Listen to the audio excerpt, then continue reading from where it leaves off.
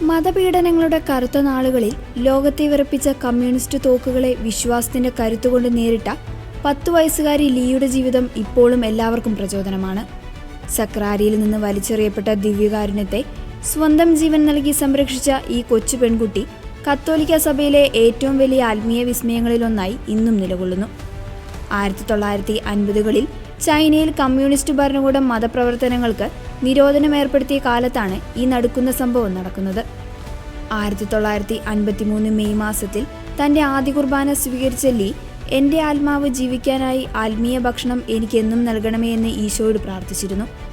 പിന്നീട് ഒരു ദിവസം സൈനികർ അവളുടെ ഗ്രാമത്തിലെ പള്ളിയിൽ ഇരച്ചു കയറുകയും വൈദികനായ ഫാദർ ലൂക്കിനെ തടവിലാക്കുകയും ചെയ്തു. വിശ്വാസത്തെ പരിഹസിച്ച സൈനിക ഇൻസ്പെക്ടർ സക്രാരിക്ക് നേരെ വെടിയുതിർക്കാൻ ഉത്തരവിട്ടു. തുടർന്ന് സക്രാരി തുറന്ന് ദിവ്യകാരുണ്യം സൂക്ഷിച്ചിരുന്ന കുസ്തോതി നിലത്തെറിഞ്ഞു. പള്ളിയുടെ കൽക്കരിപ്പുരയിൽ തടവിലാക്കപ്പെട്ട ഫാദർ ലൂക്ക് ജനാലയുടെ കണ്ട കാഴ്ചകൾ ലോകത്തെ വിസ്മയിപ്പിക്കുന്നതായിരുന്നു.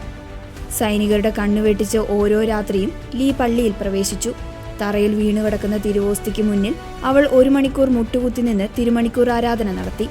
സിസ്റ്റർ പഠിപ്പിച്ചു കൊടുത്തതുപോലെ വൈദികരല്ലാത്തവർ ദിവ്യകാരുണ്യത്തിൽ സ്പർശിക്കരുതെന്ന നിയമം പാലിക്കാൻ അവൾ ശ്രദ്ധിച്ചു. ഓരോ ദിവസവും ഓരോ തിരുവോസ്തി വീതം അവൾ മുട്ടുകുത്തി നാവുകൊണ്ട് മാത്രം സ്വീകരിച്ചു പോന്നു. ഇത്തരത്തിൽ 31 ദിവസങ്ങൾ അവൾ തൻ്റെ പ്രാണനാഥനെ സ്വീകരിച്ചു. 32ാം ദിവസം നിലത്തുണ്ടായിരുന്ന അവസാനത്തെ തിരുവോസ്തി സ്വീകരിക്കാനായി അവൾ പള്ളിയിലെത്തി. പ്രാർത്ഥന കഴിഞ്ഞ് അവസാനത്തെ വിശുദ്ധ കുർബാന അവൾ നാവിലേക്ക് സ്വീകരിച്ചു. എന്നാൽ ഈ സമയം ഒരു സൈനികൻ പള്ളിയുടെ വാതിൽക്കൽ പ്രത്യക്ഷപ്പെടുകയും അവൾക്ക് നേരെ വെടിയുതിർക്കുകയും ചെയ്തു.